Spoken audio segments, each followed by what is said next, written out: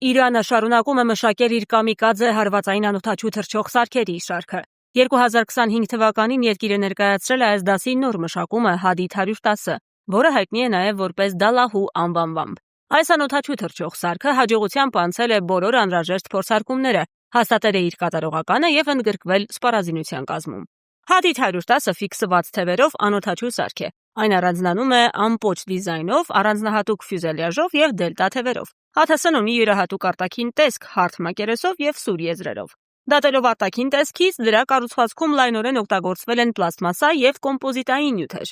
Սարքի ճշգրիտ չափերը և քաշն անհայտ են, դրա երկարությունը և թևերի բացվածքը կարելի է գնահատել 2,5-ից 3 մետր։ Մարտական բեռնվածությունը հասնում է 30 կիլոգրամի, ինչը թույլ է տալիս գնահատել դրա հնարավոր մեկնարկային քաշը։ ԱԹՍ-ն ունի կոմպակտ տուրբոռեակտիվ շարժիչ, որը տեղադրված է պոչի մասում։ Թռիչքի և սկզբնական արագացման համար օգտագործվում է պինդ վառելիքի ուժեղացուցիչ։ Տուրբոռեակտիվ շարժիչի շնորհիվ ԱԹՍ-ի թռիչքի արագությունը հասնում է 500-ից 510 կմ/ժ, նրա թռիչքի բարձրությունը մինչև 6100 մետր է, իսկ թռիչքի հեռավորությունը կախված թռիչքի պրոֆիլից կազմում է 300-ից 350 կմ,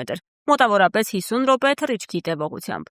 Ինչպես և ակնկալվում էր, այս դրոնները լայն տարածում են գտել և լիովին ինտեգրվել Իրանի զինված ուժերի համապատասխան ստորաբաժանումներում։ Մասնավորապես 2026-ի մարտին իրանական տելեգրամյան ալիքները հաղորդեցին, որ Իրանի ուժայիններն առաջին անգամ հարվածել են Hadid 110-ը անտեսանելի մահապարտ դրոններով։ ԱԹՍ-ի հարվածի թիրախ են դարձել Մերձավոր Արևելքի մի շարք ռազմական օբյեկտներ։ Հենց այդ ժամանակ էլ համացանցում հայտնվեցին անօդաչուի առաջին լուսանկարները։